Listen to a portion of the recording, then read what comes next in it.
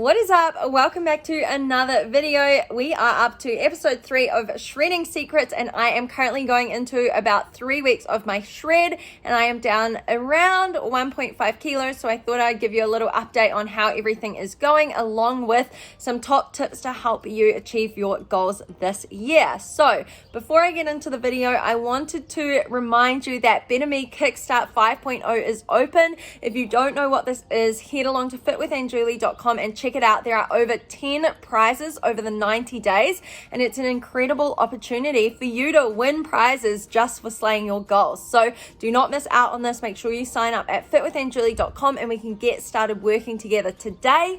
And of course, if you're already on the squad, all you need to do is submit your day 1 photos. So let's get into the video. Let's talk about how it's going and how you can maximize your results this year. So I have been weight training 5 times a week. I'm doing 3 lower bodies, 2 upper bodies, and I started off in the first 2 weeks at 2,100 calories, and then this week I've decreased down to 2,000 calories. So far, so good. I'm feeling really good.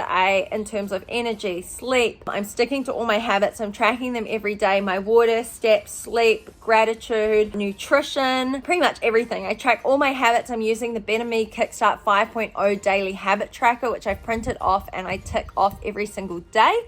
And then in terms of tips to help you maximize your results, I really like the quote, "What gets measured gets done." So I do think it's important to track your habits and really be aware of exactly how much you're consuming, how many steps you're doing each day, how much water you're drinking each day. So often I'll get messages from people saying like, "Oh, I'm working really hard in the gym, but I'm just not getting results." And the reason why most people aren't getting the results that they want is they're not following a structured program personalized to them. You can work out as much as you want in the gym, and you can try really hard to, quote mark, eat healthy, but it doesn't necessarily guarantee you results unless your nutrition is aligned to you and your goals. What this means is, you might think that you're eating really healthily because, maybe you're having salmon and avocado and some nuts and eating really nice whole foods, but at the end of the day, you're still consuming too many calories for your body to lose fat. And I know a lot of people can get confused around this. So I want to, put it out there and remind you that the number one thing, if your goal is fat loss, is going to be the calorie deficit. And the next thing I get asked is, what's more important, calories or tracking macros? So macros, it's short for macronutrients. Our macronutrients are our proteins, fats, and carbs.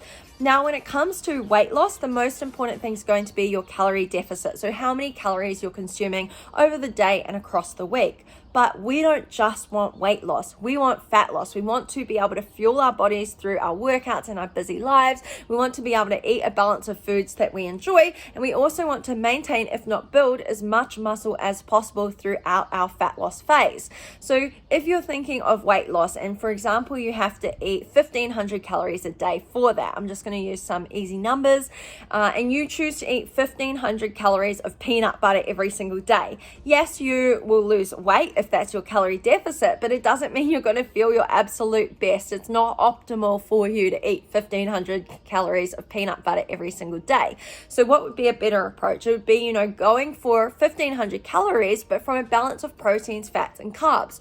What this means is, yes, if you want to have a biscuit that's like 100 calories or an ice cream that's 200 calories, you can make it fit into your day, but you also need to make sure you're getting in your micronutrients from whole foods, some vegetables with your meals, getting in some lean protein, whether that's vegan or, meat-based proteins. Maybe you're using protein powder to help add to your oats to increase your protein for the day. Protein's going to help with satiation. It's also going to help with muscle recovery and repair, which we want. We also want to make sure we're maintaining as much muscle as possible. So making sure that we're getting a good balance of fats for our hormones, carbs to fuel us, and protein to help with our satiation and recovery is going to be really important. You will find that you actually get a better body composition at the end of, say, 90 days, sticking to a good balance of proteins, fats, and carbs, than if you were to, cut out the other macronutrients and just eat fats or just eat carbs or just eat protein. It is really important to get a good understanding of nutrition. Following on from that, when people start working with me, they'll ask, do I have to track calories forever? And no, you do not have to track calories forever, but I do think it is important to get a good understanding of the nutritional values of the foods and the the drinks you're putting into your body. So I do think it's a good idea to track for at least 3 to 6 months so you get an idea of food portions and the nutritional value of the foods you're consuming. I personally could go without tracking my food every day because I've been doing it for so long. I can look at potatoes and estimate the weight that they are. I can look at a meal and estimate how many calories it will be, but I personally choose not to stop tracking because I find that it actually gives me a better relationship with food. Instead of labeling foods as good or bad and cutting out things like bread or potatoes because it's carbs and I have this idea that, you need to cut them out to lose fat, I actually know that, if I'm tracking my macros, I can fit in the foods that I love. And some of the foods I've been loving on my shred currently are the Mack vegan choc chip pancakes. Absolutely love them. I've been loving protein oats. I've been having a 99% sugar-free chai latte with a chocolate biscuit some afternoons. I've been having potato chips. There's so many different foods that I've been loving, and I'm still losing fat and feeling really good in my workouts and throughout the day that I never would have had in the past when I started my fitness journey. When I started my fitness journey, I used to try all these fad diets. I used to try clean eating where I'd cut out carbs and I'd try and just eat chicken, spinach, broccoli, hard-boiled eggs. And I just had such a bad relationship with food, and I would label foods as clean and dirty and good and bad. And I'd have cheat meals in the weekends that would lead to me just eating whatever I wanted all weekend to then have that mentality of diet starts on Monday again. So for me, tracking macros has been an absolute game changer. I do encourage it for a lot of people. Of course, if you have eating disordered issues from the past, then of course it makes sense to speak to your doctor and speak to a therapist about that. Maybe tracking macros isn't the best for you. So in that case, you can work with me and just be more mindful with nutrition and just have an understanding of the portion sizes that you're eating as opposed to just tracking everything. So that's kind of just a little chit chat on the nutrition side of things. The number one thing you need to change in order to get results is going to be nutrition. If your goal is fat loss, you cannot outwork your diet, and a calorie deficit is going to be the key.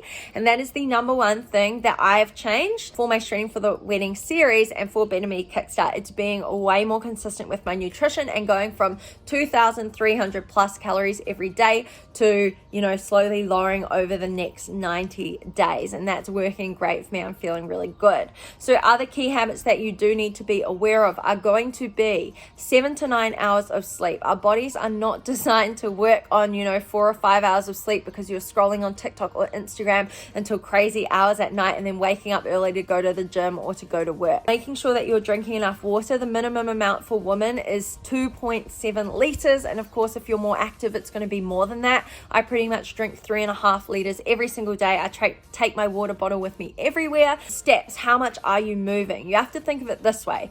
If you do a 1 hour workout for the day, that's 4% of your day. Now, if you're doing 4 workouts a week, that takes it down to 2% of your whole week.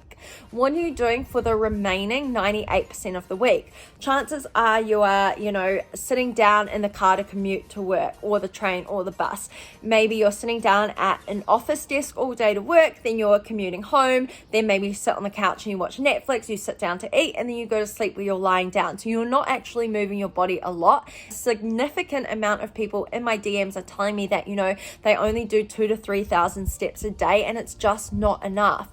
Being so sedentary and not moving your body can result in so many different issues, like maybe you will get tight hip flexors from sitting down too long, so then you get a tight lower back, a sore lower back. You'll also find that maybe you are feeling a little lethargic because you're not getting enough fresh air, you're not moving your body. Our bodies are designed to move. So get some kind of a fitness tracker on your wrist or on your phone. Take your phone with you on your walk and aim to increase your steps. If you're only doing 2,000 to 3,000 steps a day, maybe you're going to increase to 5,000 to 6,000 a day. And then from there, you might increase to 7,000 to 8,000. Just work your way up to more so like 7,500 to 10,000 steps a day. And I'm sure you'll notice changes in your energy and overall mood if you start doing that. Other things to look into would be your stress management. How are you feeling day in and day out? If you are noticing that you're you're feeling really stressed all the time. Our bodies aren't made to live in that constant stressed state.